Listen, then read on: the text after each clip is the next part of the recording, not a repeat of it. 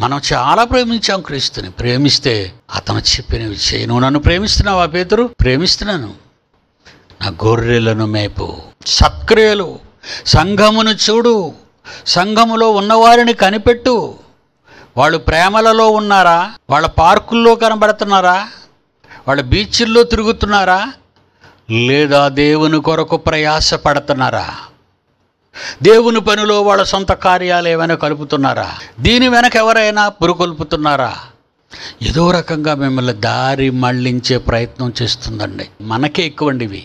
ఈ లోక స్నేహము దేవునికి వైరమని మీరు ఎరుగరా? ఈ లోకంలో ఉన్న గంతులు, పాటలు, చెత్త చెదారం సాతాను వాళ్ళ మాయలో ముంచింది. అందులో నుంచి పిల్లల్ని కాపాడుకోవాలి. మనం సంఘాన్ని కాపాడుకోవాలి. పాడు చేసేదానివైనా పాడు చేసేవాళ్ళైనా లెక్క చెప్పాలి దేవుడికి. విడిచిపెట్టడు. 2 కొరింథీయులకు రాసిన పత్రిక 11వ అధ్యాయం 2వ వచనం. దేవాసక్తితో మీ ఎడల ఆసక్తి కలిగి ఉన్నాను. ఎందుకలాగున్నానంటే పవిత్రురాలైన కన్యకు. నువ్వు ముందు పవిత్రురాలివి కావాలి. పెళ్లి కుమార్తె సంఘం పవిత్రురాలైన కన్యక అంటే మరి వేరే పురుషుని ఎరుగని దానవు. ఒకసారి క్రైస్తవ్యాన్ని స్వీకరించిన తరువాత నువ్వు మళ్ళా ఏటైనా తప్పటడుగులేస్తున్నావా? ఎవడో చెప్పిన మాటలు విని తప్పిపోతున్నావా? అంటే వేరొకనితో సంబంధం పెట్టుకుంటున్నావు. ఒకే పురుషునికి ప్రధానము చేయబడిన పవిత్రురాలైన కన్య. నువ్వు యేసుని నమ్మవే, చాలా పవిత్రంగా తీసుకున్నాడు. ఆ గతాన్ని మర్చిపోయాడు. మన గతాలన్నీ మన కొరకు తన ప్రాణం పెట్టాడు. లోకంలో ఉన్నవాళ్ళు ఈ లోక సంగతులే ఆలోచిస్తారు. వాళ్ళని కాటేయడానికి శత్రువు మన చుట్టే ఉన్నాడు. మీరు చాలా జాగ్రత్తగా ఎప్పుడైనా మీరు ఒకటి నేర్చుకోండి.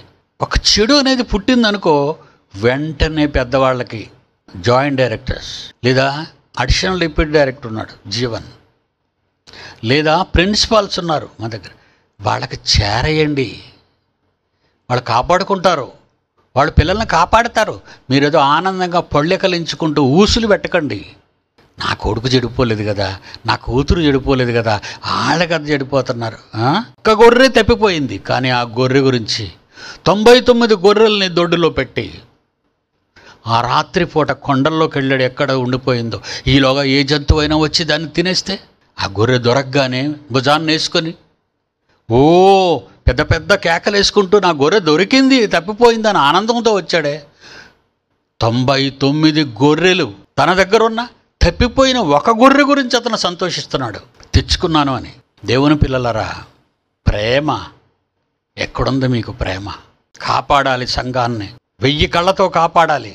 ఒక గొర్రెవాడి దగ్గరికి వెళ్ళి మనం పెళ్ళికి ఒక 10 గొర్రెలు కొనాలనుకున్నాం అనుకోండి. ఏంటి మీకు నచ్చిన గొర్రెలు తీసుకున్నాడు మిమ్మల్ని అందరినీ చూపించి. నేను మిమ్మల్ని అమ్మేసుకున్నాను అనుకోండి, నేను కూడా నరరూప రాక్షసుడిని. నా తండ్రిలో వాక్యముతో బలీయమైన భోజనం పెడుతున్నాను. ప్రపంచంలో ఎవడు పెట్టడేలాగా భోజనం, జీవాహారం, జీవజలం మీకు ఇస్తున్నాను. మిమ్మల్ని బాగు చేసుకోవాలి, మిమ్మల్ని దగ్గర పెట్టుకోవాలి, మిమ్మల్ని కాపాడాలి అని. కానీ మనలో చాలామంది దుష్టులు ఉన్నారు, పాడు చేసేవాళ్ళు. వాళ్ళు జాగ్రత్త. ఈసారి ఎవరితో మాట్లాడినా పవిత్రురాలైన కన్యకునగా ఒక్కడే పురుషుడైన యేసుక్రీస్తుకి సమర్పింపవలెనని మిమ్మును ప్రధానము చేసి తిని గాని సర్పము తన కుయుక్తి చేత హవ్వను ఏ విధంగా ప్రారంభ ఆడదాన్ని మోసగించిందో మీ మనస్సులు కూడా చెరపబడిపోయి క్రీస్తు ఎడలనున్న సరళత పవిత్రత ఎట్లైనా తొలగిపోవునేమో అని, ఈ విధంగానైనా తప్పిపోతారేమో అని భయపడుచున్నాను. సంఘం గురించి భయపడుతున్నాడా? పెళ్ళి లేదు, బంధువులు లేరు, కన్నవారు లేరు. తన సంఘం, తన పిల్లలు, తన వాక్యముతో కన్నవాళ్ల గురించి ఎంత ప్రయాసపడుతున్నాడండి పౌలు. ఒంటరి జీవితం, ఏ కోరిక తనలో లేదు, అన్నీ చెప్పుకున్నాడు. యేసుక్రీస్తుకు ప్రదానం చేశాడు. అంత త్యాగంతో పుట్టిన ప్రారంభ క్రైస్తవ్యం మొక్కలు మొక్కలు మొక్కలు మొక్కలు. వాడి గురించి చెప్తున్నాడు. ఏమండి ఏం చెప్తున్నాడు? శత్రువు గురించి వచనంలోను, సర్పము తన కుయుక్తి చేత హవ్వను మోసపరిచినట్లు, ప్రారంభములో ఏదేనులో అవ్వను మోసగించినట్లు మీ మనస్సులను చెరుపుతుందా వచ్చేది. అది ఊసెట్టిందంటే చెడిపేసింది అనమాట. నిన్ను క్రీస్తు ఎడల ఉన్న సరళత, పవిత్రత ఎట్లైనను తొలగిపోవునేమో, అందులో నుంచి మీరు వెళ్ళిపోతారేమో. ఈ చెరిచే వాళ్ళు మీ మధ్య ఉంటారు, చెరుపుతుంటారు వాళ్ళు. సంఘమా జాగ్రత్త. ఎవరిని మృంగుదురా అని ప్రపంచం చుట్టూ తిరగటం లేదు, మన చుట్టే తిరుగుతుంది అది. ఎందుకంటే ప్రపంచం అంతా దాని చేతులకు పోయింది. మానవ వినాశనాన్ని కోరుకుంటుంది అదే. వాడి అబద్ధానికి జనకుడు, దేవుని కుమారులను మోసగించిన వాడు, చివరకు వాళ్ళ చంపుతున్నాడు. వాడు ప్రయోగాలు, వాళ్ళ ఆర్థిక పరిస్థితి, వాళ్ళ వ్యాపారాలు, వాళ్ళ సమస్తాలని డెవలప్ చేసి మృత్యు కోరల్లోకి పంపించింది ప్రపంచ దేశాలన్నింటినీ. రోగాన్ని తీయలేక, మందులు కనిపెట్టలేక రోగం వచ్చిన వాడిని చంపి పడేయమని సలహా ఇచ్చింది. చంపే. అప్పుడు మరి ఒక దూతను చూచితిని.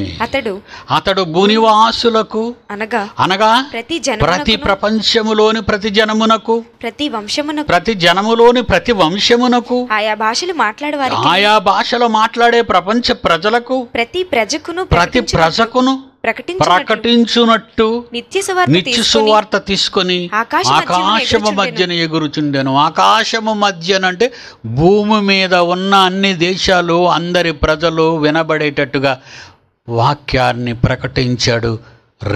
ప్రారంభ శతాబ్దం నుండి ఈరోజు బైబిల్ ప్రపంచ దేశాల్లోకి వెళ్ళిపోయింది.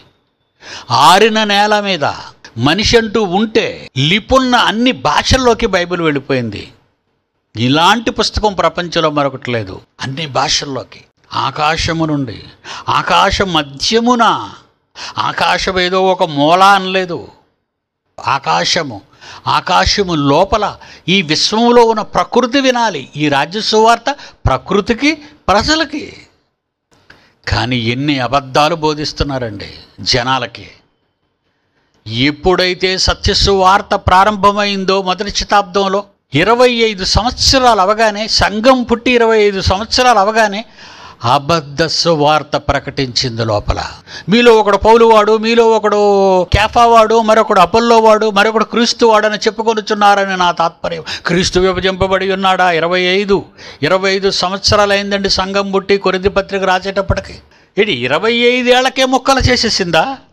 అంత షార్ప్గా ఉంది, అంత యాక్టివ్గా ఉంది. ప్రారంభ సంఘాన్ని ముక్కలు చేసింది. 4 ముక్కలు.